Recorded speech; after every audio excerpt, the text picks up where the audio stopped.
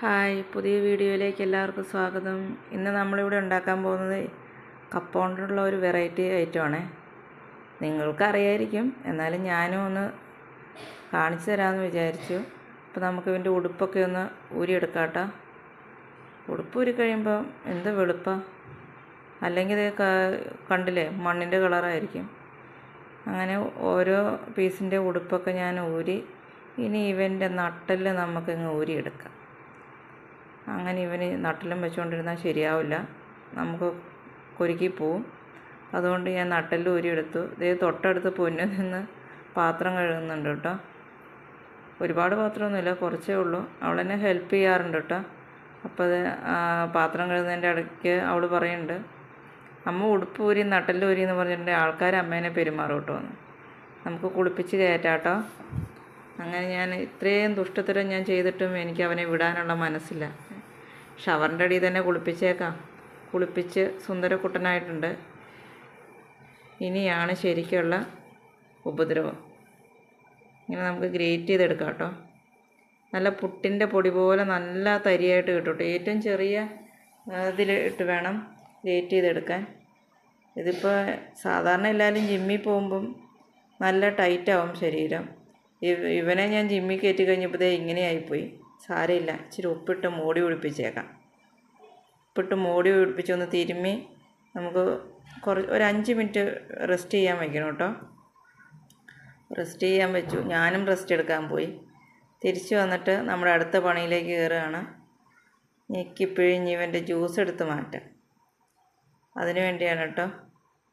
കാരണം എത്ര നന്നായിട്ട് നമ്മൾ പിഴിയുന്നോ അത്രയും നല്ല പൊടിയായിട്ട് കിട്ടും. അപ്പം എന്നെക്കൊണ്ടാവുന്ന പോലെ ഞാൻ ശ്രമിച്ച് നോക്കിയിട്ടോ. സാധാരണ ഈ പരിപാടിക്ക് ചേട്ടനുണ്ടെങ്കിൽ ചേട്ടന് ഇത് നന്നായിട്ട് ഇതിൻ്റെ നീര് കളഞ്ഞു തരും കേട്ടോ.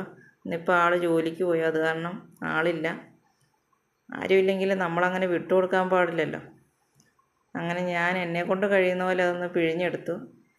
ഇതിൻ്റെ ഈ നീര് കണ്ടിട്ട് ആരും എന്നാൽ മുട്ടക്കറിക്കോ കടലക്കറിക്കോ ഒക്കെ ചേർത്തേക്കാമെന്ന് വിചാരിക്കരുത്. ഇത് ഇവനൊരു ചെറിയൊരു കട്ട് പോലെ ഉണ്ടാവുമല്ലോ കപ്പയുടെ, അതുകൊണ്ടാണ് ഇത് പിഴിഞ്ഞ് കളയണേ. തന്നെയല്ല നല്ല വെള്ളമായിരിക്കും. നമ്മൾ കാണുന്ന പോലെയല്ല, പിഴിഞ്ഞ് കഴിയുമ്പം 1/2 ലിറ്റർ വെള്ളമില്ല ഇതിനകത്ത് കിട്ടും കേട്ടോ.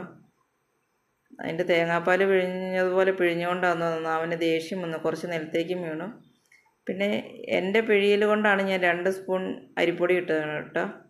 ശരിക്ക് പിഴിയുവാണെങ്കിൽ നല്ലപോലെ പിഴിഞ്ഞിട്ടുണ്ടെങ്കിൽ അരിപ്പൊടി ഇട്ടില്ലെങ്കിലും കുഴപ്പമില്ല, അല്ലെങ്കിൽ 1 സ്പൂൺ ഇടാം. ഞാനിപ്പോൾ 2 സ്പൂൺ അരിപ്പൊടി ഇട്ടു, ഇത്തിരി ഉപ്പ് കൂടി ഇട്ട് നന്നായിട്ടൊന്ന് യോജിപ്പിച്ചു കേട്ടോ. ഇപ്പോൾ ശരിക്കും പുട്ടുപൊടി പോലെ ആയിട്ടോ. ഇനി ഒരു 5 മിനിറ്റ് കൂടെ വെച്ചിട്ടുണ്ടെങ്കിൽ ആ പൊടി ഇട്ടതിനകത്തേക്ക് കൂടെ അതിനകത്തുള്ള വെള്ളം വലിഞ്ഞോളും. ഞാൻ അപ്പോൾ 5 മിനിറ്റ് ഒന്ന് ശരിക്കും തിരുമ്മി യോജിപ്പിച്ചോളൂ. വയ്ക്കാനുള്ള സമയമൊന്നും എനിക്കുണ്ടായിരുന്നില്ല, കാരണം രാവിലെ അല്ലേ. അപ്പോൾ നമുക്കിത് കുറ്റിയിലേക്ക് ഇടാം. ചില്ലിട്ടില്ലെങ്കിൽ അത് വെള്ളത്തിൽ പോകുമല്ലോ. ഹരിശ്രേഷ്ഠവൻ പറഞ്ഞ പോലെ പുട്ട് പിന്നെ ചപ്പാത്തി ആക്കേണ്ടതായിട്ട് വരും. എന്തായാലും ചില്ലിട്ടിട്ടുണ്ട്. തേങ്ങ ഇട്ട് കൊടുക്കാം. ഒരു വഴിക്ക് പോണതല്ലേ, ഇച്ചിരി മേക്കപ്പ് ഇരുന്നോട്ടെ. എത്ര തേങ്ങ ഇട്ടാലും നല്ല ടേസ്റ്റ് കൂടുതലായിരിക്കും കേട്ടോ. കാരണം കപ്പയും കൊണ്ട് ഉണ്ടാക്കുന്നതല്ലേ. ഞാൻ ഒരുപാട് തേങ്ങ ഉപയോഗിക്കുന്നില്ല, കാരണം നമുക്ക് തെങ്ങും തോട്ടമൊന്നും ഇല്ലല്ലോ. കാശ് കൊടുക്കാതെ അവർ തേങ്ങ തരില്ല എന്ന് പറഞ്ഞു. അതുകൊണ്ട് ഞാൻ പിശിക്കുകയാണ് കേട്ടോ തേങ്ങ ഇടുന്നത്. അപ്പം അങ്ങനെ തേങ്ങ ഇട്ട് നമുക്ക് പുട്ടുകുറ്റി നിറച്ച് കൊടുക്കാം. ഇനി ഇവനെ നമുക്കൊന്ന് ആവിയിലൊന്ന് എടുത്ത് വയ്ക്കാം. നമ്മുടെ അവസ്ഥ എന്തായിരിക്കും അല്ലേ? ഇതുപോലെ ഒന്ന് സ്റ്റൗവിൽ കയറ്റി ഇരുത്തി നോക്കണം. കഴിക്കുമ്പോൾ ഈ സങ്കടം തോന്നാറില്ല, എന്നാലും പുട്ടാണെങ്കിൽ അതിന് വേദന എടുക്കില്ലേ. എല്ലാവരും മൂട്ടിൽ നിന്ന് കുത്തിയിടണമല്ലേ, ഞാനായിട്ട് എന്തിനാ കുറയ്ക്കണേ, ഒരു കുത്ത് വെച്ച് കൊടുത്തു. അപ്പോൾ നമ്മുടെ കപ്പപ്പുട്ട് റെഡി ആയിട്ടുണ്ട്. എല്ലാവർക്കും ഇഷ്ടമായെങ്കിൽ നിങ്ങൾ ഇതൊന്ന് ട്രൈ ചെയ്ത് നോക്കണേ. ഇറച്ചിയോ മീനോ മാങ്ങാച്ചാറിൻ്റെ കൂടെ വരെ നല്ല കോമ്പിനേഷനാണ് കേട്ടോ. അപ്പോൾ നമുക്ക് പൊന്നൂന് കൊടുക്കാം. കപ്പപ്പുട്ടും മീൻകറിയും റെഡി ആയിട്ടുണ്ട്. ഇന്നത്തെ നമ്മുടെ ബ്രേക്ക്ഫാസ്റ്റ് ഇതാണ് കേട്ടോ. എല്ലാവരും ട്രൈ ചെയ്യണേ, കമൻറ്റ് ചെയ്യണം, ലൈക്ക് ചെയ്യണം. ആദ്യമായിട്ട് കാണുന്നവരാണെങ്കിൽ സബ്സ്ക്രൈബ് ചെയ്യണേ. ബായ്.